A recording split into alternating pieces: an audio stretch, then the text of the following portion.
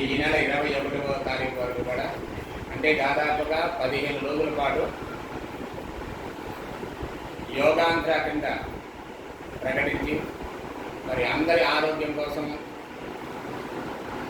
మీకు తగ్గటువంటి ప్రాణాయామం కానీ, ధ్యానం కానీ, జపం కానీ, లేదా ఆసనాలు కానీ అలాగా చేసుకోమని చెప్పడం జరిగింది. దానివల్ల ప్రభుత్వానికి వచ్చేటువంటి పేరు ప్రతిష్టలు అది వేరు. మనకు మనం కొంత సమయం కేటాయించుకోగలిగితే ప్రతినిత్యం కూడా వాడు గుర్తుపెట్టుకోండి, మీరంతా కూడా అలసట ఎక్కడ వస్తుంది మీకు? మొట్టమొదటిగా మనస్సుకి అలసట వస్తే ఏ చిన్న పని చేయాలన్నా సరే కష్టంగా ఉంటుంది. అలాగా దానికి మార్గం ఏమయ్యా అంటే ఒక్క 10 నిమిషాలు ఎవరికి వాళ్ళు ప్రత్యేకంగా నలుగురితో రామక్కర్లేదు, ప్రత్యేకంగా ఒక ఆసనాలు ఏర్పాటు చేసుకోవక్కర్లేదు. మీకు ఎక్కడైతే ప్రశాంతంగా ఉంటుందో ఒక బల్ల కావచ్చు, లేకపోతే నేల మీద ఒక దుప్పటి వేసుకొని మరి ప్రశాంతంగా ఒక 5 నిమిషాలు పడుకోండి. చేతులు ఫ్రీగా వదిలేసేసి కళ్ళు మూసుకోండి. ఏదో ఒక ధ్యానం చేసుకోండి. ఏ ధ్యానం కూడా అలవాటు లేకపోతే ఓంకారం చేసి చేయండి. 5 నిమిషాలు 10 నిమిషాలు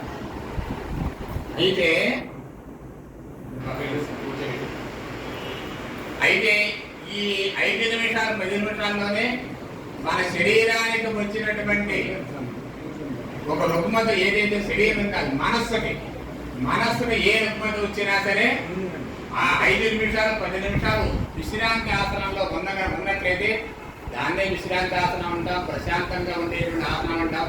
ఇంకొక మాట అంటే బాగుంటుంది, శవాసనం అంటారు దాన్ని. అటువంటి ఆసనాల్లో ఏమీ చేయకుండా అవయవాలన్నీ కూడా ప్రశాంతంగా ఉండే విధంగా వాటికి కొంత సమయం మనం కేటాయించుకోగలిగితే దాన్ని మించినటువంటి శక్తి ఎంత ఖర్చు పెట్టినా రాదు, ఎంతమంది గొప్ప డాక్టర్ల దగ్గరికి వెళ్ళినా కూడా రాదు. ఏ డాక్టర్ దగ్గరికి వెళ్ళినా సరే మీరు ప్రశాంతంగా ఉండండి, ధైర్యంగా ఉండండి, ఎటువంటి ఆలోచన పెట్టుకోవద్దని చెప్తారు. మరి దాని తర్వాత ఈ మాట ఎవరు చెప్పట్లేదు, ఎవరు కూడా. మీరు ప్రశాంతంగా ఉండండి అంటున్నారు, కానీ ఆ ప్రశాంతంగా ఏ విధంగా ఉండాలనేటువంటి భావం చెప్పగలిగితే ఇది దాదాపుగా డాక్టర్ల దగ్గరకు వెళ్ళేటువంటి సమయం అవన్నీ తగ్గిపోతాయి.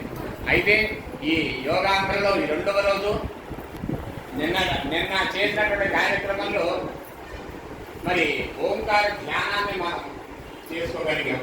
ఇవాళ సులువుగా చేసేటువంటి ప్రాణాయామం. ప్రతి ఒక్కరూ కూడా కుడి చేతితో ఎడమ ముక్కు పట్టుకోండి. కుడి చేతితో ఎడమ ముక్కు పూసే, ఎడమ వైపు ఉండేటువంటి రంధ్రాన్ని పూసేయండి. కుడి వైపు ఉండేటువంటి ముక్కు రంధ్రంలోంచి గాలిని పీల్చండి. దీన్ని అనులోమ విలోమం అంటారు. అంటే కుడి ముక్కుతో గాలి పీల్చడం, 1 నిమిషం దానిని బంధనం చేసి ఉంచడం, మళ్ళీ కుడి ముక్కు ద్వారానే వదిలిపెట్టడం. మీరు ఎంతసేపు ఉండగలిగితే, ఎంతసేపు దాన్ని నిలబెట్టగలిగితే అది చాలా మంచిది. దాన్నే రేచకం, పూలకం, కుంభకం కూడా అంటారు. అలాగే కుడి ముక్కుతో గాలి పీలుస్తున్నారు. ఆ కుడి ముక్కులో గాలి పీల్చిన గాలిని మీరు కొంతసేపు అట్టు పెడుతున్నారు, నిలబెడుతున్నారు. ఇంకా దాన్ని కట్టుకోలేము, ఆపలేము అనేటువంటి సమయంలో స్లోగా కుడివైపు నుండి కుడి ముక్కులోకి మళ్ళీ వదిలేసేయండి. ఈ రకంగా 3 సార్లు చేయండి చాలు. కుడివైపు గాలి పీల్చడం, నిలబెట్టడం, అలాగే కుడివైపు ముక్కులోంచి గాలి వదిలిపెట్టడం. ఇవి చెయ్యండి మొట్టమొదటి. 3 సార్లు చాలు, ఎక్కువ కూడా కాదు. అంటే నేను 3 సార్లు చెప్పాను, తర్వాత మీరు 5, 10 అవన్నీ ఇష్టం. అలాగా ఈసారి ఏం చేస్తారంటే కుడివైపు ఉండేటువంటి ముక్కు రంధ్రాన్ని క్లోజ్ చేయండి. కుడివైపు ఒక వేలుతోనే నొక్కండి చాలు. ఒక వేలుతో నొక్కండి. కుడివైపు ఉన్న రంధ్రాన్ని గట్టిగా నొక్కి పెట్టుకోండి. ఎడమ వైపు ఉండేటువంటి ముక్కు రంధ్రంలో గాలి పీల్చండి, నిలబెట్టండి. బంధనం చేయడం, అడ్డు పెట్టడం. తర్వాత మళ్ళీ ఎడమ వైపు పీల్చారు కాబట్టి ఎడమ వైపు మెల్లిగా స్లోగా వదిలిపెట్టండి. ఒక్కసారిగా వదలకుండా స్లోగా మీకు ఎంతసేపు సమయం కేటాయించగలుగుతారో అంత సమయాన్ని కేటాయించండి. ఇది ఎడమ వైపు. ఎడమవైపు అట్లా 3 సార్లు చేయండి చాలు. ఎడమవైపు గాలి పీల్చడం, దాన్ని నిలబెట్టడం అంటే బంధనం చేయడం, తర్వాత స్లోగా దాన్ని వదిలిపెట్టడం. ఈ రకంగా 3 సార్లు చేయండి. నిలబెట్టండి, కుడివైపు నుండి వదిలిపెట్టండి. ఎడమ ముక్కుతో గాలి పీల్చుకోవడం, బంధనం చేయటం, అలాగే కుడివైపు నుంచి వదిలిపెట్టండి. ఈ